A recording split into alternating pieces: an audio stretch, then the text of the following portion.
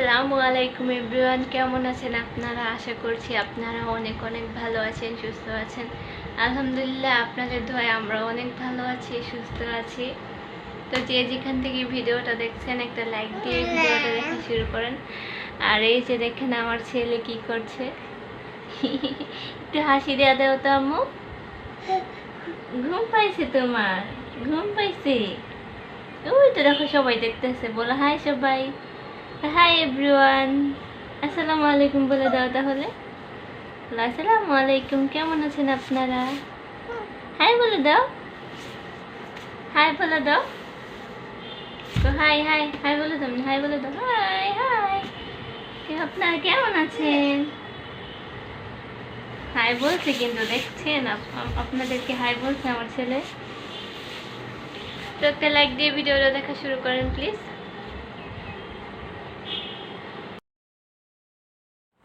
তো তারপরে আর কি ভাত বসায়া চলে আসছিলাম আর কি। তো দেখি ভাত হয়ে গেছে। তো ভাত মানে রাইস কুকারে রান্না করলে আর কি মানে শক্ত শক্ত থাকে, মানে বেশি পানি দিলেও শক্ত শক্ত থাকে। তো সেজন্য আমি একটু ভাতটারে পোলাও যেভাবে রান্না করে সেভাবে আর কি বসাইছি। তো ভাতটা অনেক ঝরঝরে হয়েছে, ভালোই হয়েছে। তো এখন আমি এভাবে দিয়ে চেপে রাখবো, তো ভাতটা সুন্দর নরম হয়ে যাবে।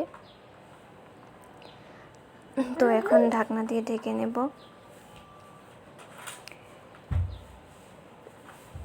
তো তো চাইলে আপনারা এভাবে রান্না করতে পারেন, মানে পোলাওর মতো রান্না করতে পারেন। মানে রাইস কুকারে রান্না করলে কীরকম একটা আসে, সেজন্য আমি পোলাও স্টাইলে রান্না করছি। তো তারপরে ভাতটা ভালোই নরম হয়েছে।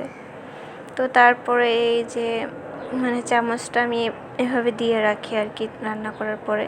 না হলে দেখা যায় গরম গরম মানে ঢাকনা দিয়ে ঢেকে রাখলে তরকারি মানে পরে নষ্ট হয়ে যাওয়ার সম্ভাবনা থাকে। সেজন্য আমি সবসময় এরকমভাবে ঢাকনা দিয়ে ঢেকে রাখি, একটা চামচ দিয়ে তারপর ঢাকনা দিয়ে ঢেকে রাখি। তো তারপরে এই যে আমি আপনাদেরকে বাহিরটা একটু দেখাচ্ছিলাম, মানে বৃষ্টি হলো, আমার কাছে কেরম জানি গরম লাগতেছে। মানে সকাল টাইমে একটু শীত লাগছে, কিন্তু দুপুর টাইমে যখন রান্না করতে গেছি তখন দেখি অনেক গরম। যারা আমার চ্যানেলটা এখনও সাবস্ক্রাইব করেন না, প্লিজ সাবস্ক্রাইব করে দেন। সাবস্ক্রাইব করে পাশে থাকা বেল আইকন বাটনটা ক্লিক করে দেন। এতে করে আমি যখনই ভিডিও আপলোড করব তখনই আপনাদের ফোনে নোটিফিকেশন চলে যাবে, আর আপনাদের সময় মতো করে ভিডিওগুলো দেখতে পারবেন। তো তারপরে সেই ছাদে আসলাম আর কি, মানে রুমে বসে থাকতে থাকতে বোর হয়ে গেছি, সেই জন্য একটু ছাদে আসলাম। মানে ছেলেও রুমে থাকতে থাকতে কান্না করে আর কি, সেজন্য আর কি ছাদে বাতাসটা খাওয়ার জন্য আসলাম, হাওয়াটা খাওয়ার জন্য। তো দেন তারপরে এই আমগুলো আমি ভিডিও করছিলাম, মানে এই আমগুলো দেখলে আমার খুব খেতে ইচ্ছা করে। মানে বাহির থেকে কিনে আনে তো ওইগুলা খেতে ভালো লাগে না, মানে গাছ থেকে পেড়ে খাওয়ার টেস্টটাই অন্যরকম। তো সেই টেস্টটা খেতে চাচ্ছিলাম আর কি, কিন্তু কি করব, দূর থেকেই আর কি দেখতে হবে।